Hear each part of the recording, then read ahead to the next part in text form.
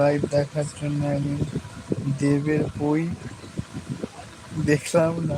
ওরে বাবা রে, এ তো মানে কি বলবো, কিছু বলার নেই আমার।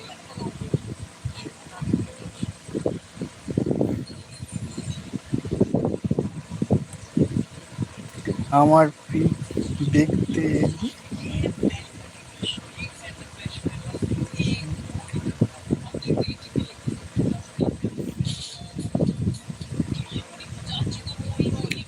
এসএমএস করতে হবে?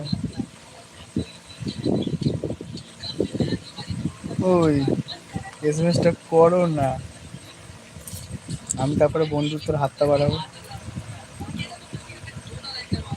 ভাবছো কি একটা মেয়ে একটা ছেলেকে মানে এসএমএস করবে? সেটা কি আছে, বন্ধুত্ব তো। আগে তুমি হাত বাড়াও, তারপরে আমি ধরবো বন্ধুত্বের হাত।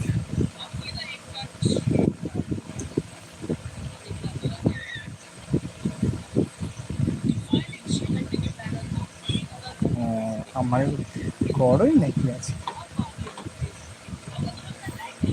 করো করো করো।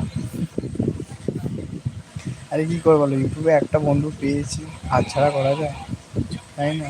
কারণ দেখো, বন্ধু সত্যি বলতে জানো তো, সহজে সত্যি আর পাওয়া যায় না সব বন্ধু।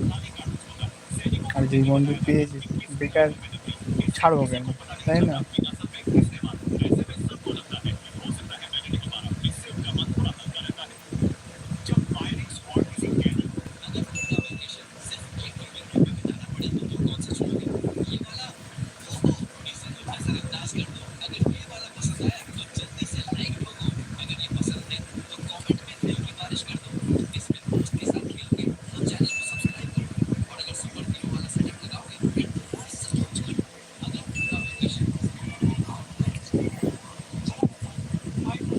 আজকে পড়তে বসনি?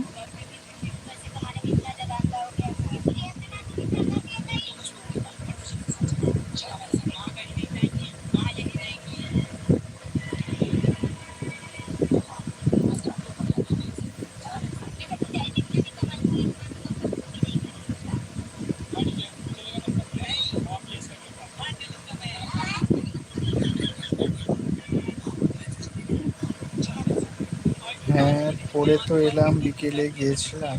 ও ভালো। ওই বিকেলেই পড়তে গিয়েই পড়া হয়ে যায়, সকালে মানে সন্ধ্যাবেলা এসে তো একটু বইটা তো দেখা তো উচিত।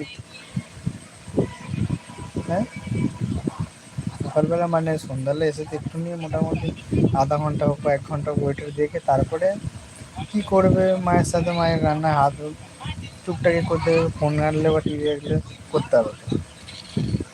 মানে একটু তো পড়তে পারো, মানে পড়ে এসেছো মানে কি, বই মানে পুরো মানে ব্যাগের ভেতরেই থাকবে?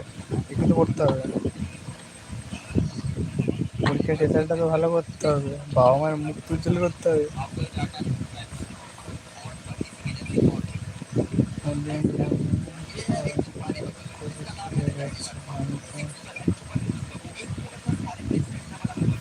ওরা মনে হয় রাগ করে চলে গেছে, আমি তোমার সাথে হতে পারে, কেউ কেউ এসএমএস করছে। আমি তো অত সত্যি বলতে অত ওদের এসএমএসগুলো আমি ঠিকঠাক দেখতেই পাই, কারণ তুমি কথা বলছো প্লাস এসএমএস করছো, তো ওই জন্য ওদের মেসেজটা প্রত্যেক আমি দেখছি না, দেখাও মানে সময় পাচ্ছি না।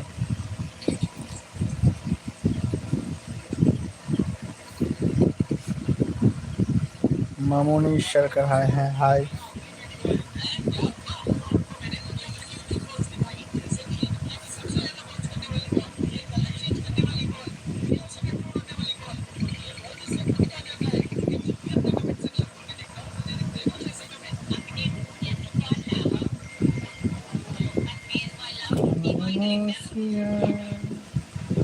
आवाज है